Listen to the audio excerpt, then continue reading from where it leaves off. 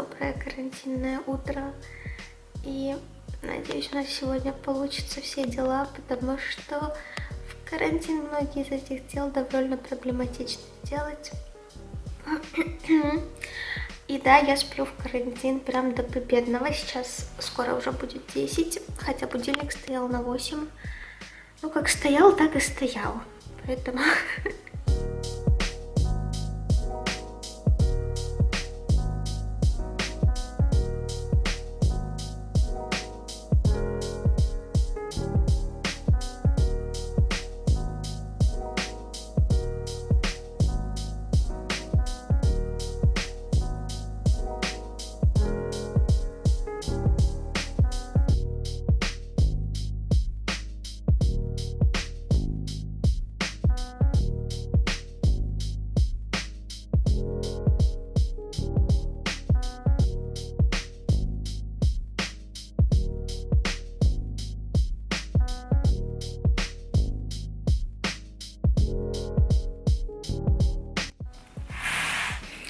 Завтрак — это самое хорошее время. У меня вчера как раз был разгрузочный день, и я, слава богу, опять скинула до своих 44,5. Хотя я хочу при своем росте 1,52 м весить 40 килограмм, но, знаете, кушать я хочу, походу, больше. Ну, так вот. А сегодня у нас все дела, которые я просто ненавижу. Вот прям... аж челюсть сводит. Мне нужно найти переводчика и нотариуса, контору какую-то, которая работает, отнести им документы. Мне нужно написать 200-555 имейлов именно по делу с документами связанные, что значит на каждый имейл у меня лично уходит по 30 минут, пока я на немецком как-то адекватно выражусь, пока я, или на английском, да, пока я проверю грамматику, пока... Короче, у меня это очень долго, а их мне надо сегодня очень много написать. И из-за этого у меня плохое настроение. Это у меня займет полдня точно. И я не знаю, у меня сегодня такой день, знаете, когда вы встаете и понимаете, что у вас очень-очень много дел, и что вы ничего не успеваете. И при этом такие дела, которые не хочется делать. Но... из-за этих дел мы с вами будем ходить по городу. Я вам смогу поснимать Будапешт в изоляции. Я такая голодная с вчерашнего дня. Вкусно. И я надеюсь, вам будет интересно на это посмотреть. Как вы чувствуете себя немножко лузером? Я оделась, накрасилась. Обзвонила до хрена контор. Потому что, сами понимаете, не настолько много есть, которые с грузинского переводят в Будапеште. Поэтому я обзвонила, несколько контор, и все из них работают, но не по пятницам. Так что все довольно грустно. Может съездить хотя бы в Starbucks кофе купить. Но вы не волнуйтесь, у вас сейчас будет, вы еще будете видеть много времени продолжения этого влога, потому что именно этот влог я все-таки доснимаю, значит, во вторник. Следующий кусочек видео будет со вторника. А я пошла решать, что делать сегодня. Наконец-то я продолжаю этот влог. Собралась. Мы сегодня идем к переводчикам и в банк. Это находится не близко, поэтому будем в двух частях города. Я буду снимать на iPhone. Мне еще не очень комфортно ходить в городе с камерой, тем более сейчас, когда такая ситуация, я не думаю, что привлекать внимание камеры — это хорошая идея. Как раз посмотрим. Сегодня очень хорошая погода. Прям очень жарко. Думаю, в городе должны быть люди. Надеюсь. А еще мне надо в магазин, как раз в магазине много людей всегда. То у меня закончилась вся еда. Ладно, меньше слов, больше дела, пошлите.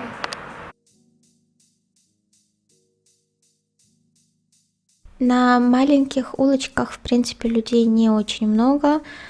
Ну и почти их нету, если честно. Но машин достаточно. Здесь уже вы можете заметить пару человек, многие без масок и без перчаток. Никакой истерии нет в городе.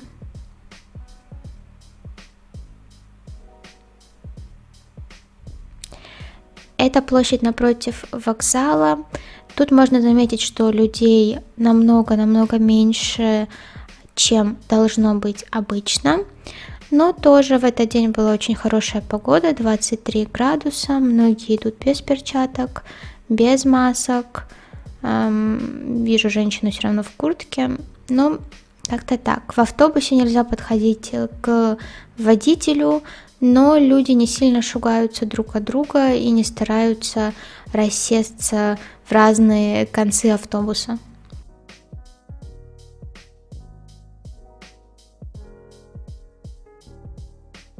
Это тоже довольно туристически популярное место. Здесь очень много людей обычно, большая очередь в музей, но здесь в основном бывали туристы. А сейчас, естественно, никого нету. Я видела пару людей, которые гуляли с детьми или собачками, но в общем и целом очень-очень пусто. Это так мило, мне показалось, Хэллоуин закончился, а у Ибис до сих пор висит такая вот женщина с дерева. Это так красиво, я не знаю, почему мне так понравилось. Опять же, маленькие улочки, людей почти нету. Довольно много велосипедистов, между прочим. И еще я заметила, что там, где закрытые кафешки, но есть стулья на улице, сидят люди. Так обидно то, что в такой хороший период, когда весна, все цветет, нельзя гулять по улице, потому что город стал безумно красивым. Видите просто эти деревья, эти красивые дома. Как же красиво. Не могла не сфотографировать и не заснять на видео ретро-кар. Все-таки ретро-кары, особенно такие, встречаются нечасто, но приятно. Люблю Будапешт за то, что в каждом уголке можно заметить что-то красивое, если приглядеться, даже там, где ты это не ожидаешь, а просто ходишь по городу. Вот такая вот красивая скульптура была, даже не знаю, что это за здание за закрытыми воротами, но все же. Это самая старая и красивая ветка метро в Будапеште, желтая. Она не очень большая, но как раз проходит через все достопримечательности, и она такая более туристическая, поэтому здесь сейчас тоже мало людей, она совсем не глубоко под землей, и метро очень маленькое, миленькое, старое, и станции такие тоже очень-очень милые, мне она безумно нравится. Ну и как же не покривляться, а то вдруг вы забудете, как я выгляжу.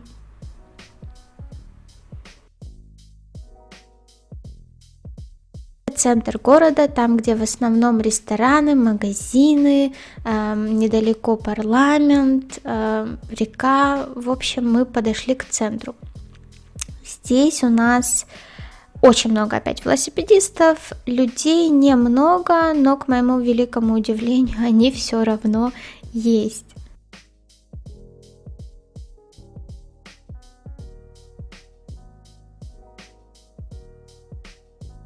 Все опять же безумно красивое, зеленое, цветущее. Так жалко, что в мою первую весну в Будапеште нельзя нормально погулять. Я думала, что на этой улице все магазины будут закрыты.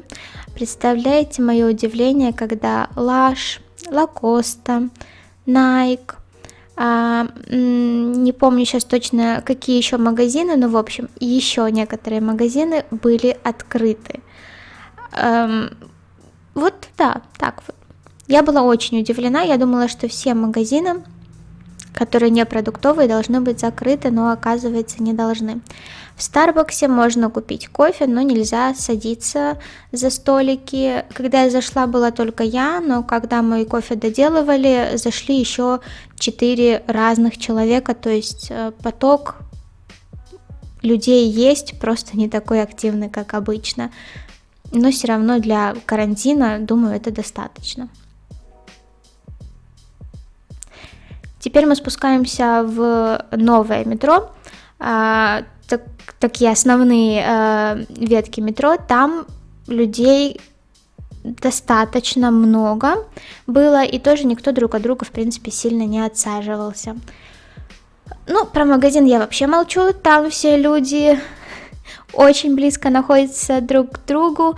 В магазине есть все: шампуни, туалетная бумага, прокладки, все, что надо стратегически людям, чтобы выжить, все есть. Я даже специально все посмотрела. И игрушки, я прям не могла оторваться от этой прелести. Это Гарри Поттер. Такие красивые игрушки. Там еще есть Снич и есть... Мне так понравился блокнотик с невидимыми чернилами. Когда ты подсвечиваешь фонариком, то их видно. Чуть не купила, слава богу, мозг включился вовремя, а то бы сейчас потратила много денег на блокнотик из Гарри Поттера. Неделю назад, когда я здесь была, было очень много на верхней полке пазлов для взрослых, потому что внизу все-таки легкие для детей. Как вы видите, осталось 2 пазла, это уже что-то другое пошло. Вот именно пазлы раскупили для взрослых почти все. Опять же, осталось их 2 штуки, хотя было много. Но тут мне просто понравились эти красивые коробочки с конфетами, хотя одна из них, как я поняла, покрылась плесенью. Но все же они безумно красивые. Всякой разной еды, мюсли, всяких батончиков, шоколад, макароны, кофе. Ну, вы сами видите, в принципе, в этом магазине много всего есть. Соевое молоко, всякое разное, в общем, молоко. Все есть.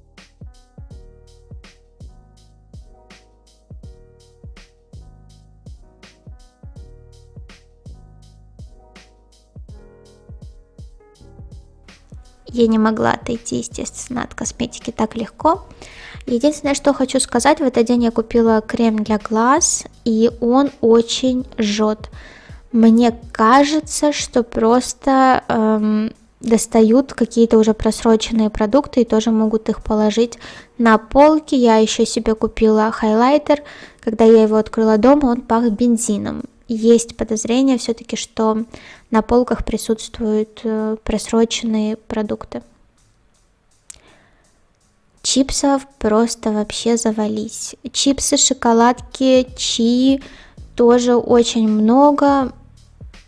Никакого дефицита или проблем в этом плане явно не наблюдается.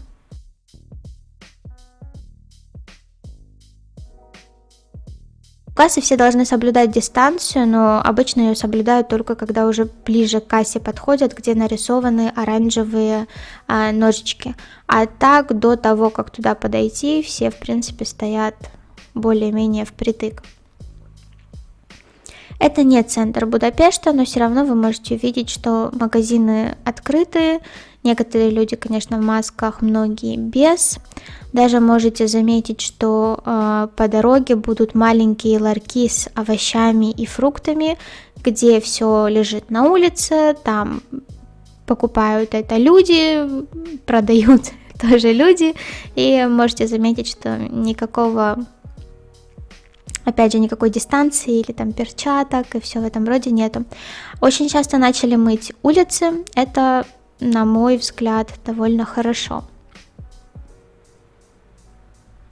Небольшой парк, и там достаточно много людей, если вы присмотритесь, там и детишки играют, и люди вообще, когда я поближе проходила, сидят, греются на солнышке. В общем, особо никто дома не сидит. В самом магазине тоже, по идее, один раз не было макарон, когда я была, но сейчас опять все в порядке, много макарошек, соусов, люди просто впритык друг к другу ходят. У кассы тоже не все соблюдают дистанцию, но и закупаются все в пределах разумного. Нету там 10 упаковок макарон или риса, то есть все уже к этому привыкли. Ну и все, мы уже пришли домой. Это мой любимый маленький дворик такой, очень старенький, в венгерском стиле. Мне он очень нравится. И пойдемте домой. Какая прелесть, что эта камера сглаживает все рельефы, потому что iPhone нет. И когда я смотрю на себя в iPhone, думаю, господи, как страшно. Быстро, срочно что-то делать с лицом, потом включаю камеру, такая красотка, все в порядке. Не суть. Прогулялись мы сегодня по городу. Я перетомилась. Вы сами, думаю, видели обстановку в городе. Единственное, что я в банке не снимала, потому что как-то чувствую себя как ребенок. Все работают, и я такая, можно я поснимаю, пожалуйста? Поэтому я это не сделала. Но там было очень мало людей, у меня нет онлайн-бэнкинга, поэтому мне надо было пойти, а у остальных, походу, он есть, им не надо пойти. Но было написано, что если много людей, пускали бы по очереди, но я пришла, там вообще очереди не было, поэтому меня сразу пустили. Я такая стою, жду, пока дяденька откроет дверь, и дяденька на меня, ну давай, иди, что ты там стоишь. Все было очень быстро, супер. Как бы, не знаю, спокойно, все спокойно. Пойду покупки раскладывать. Если бы у меня на кухне было убрано, я бы вам показала покупки, но там не убрано. Поэтому я вам не буду их показывать сегодня. Надеюсь, вам понравилась такая прогулка по городу. И до следующих влогов.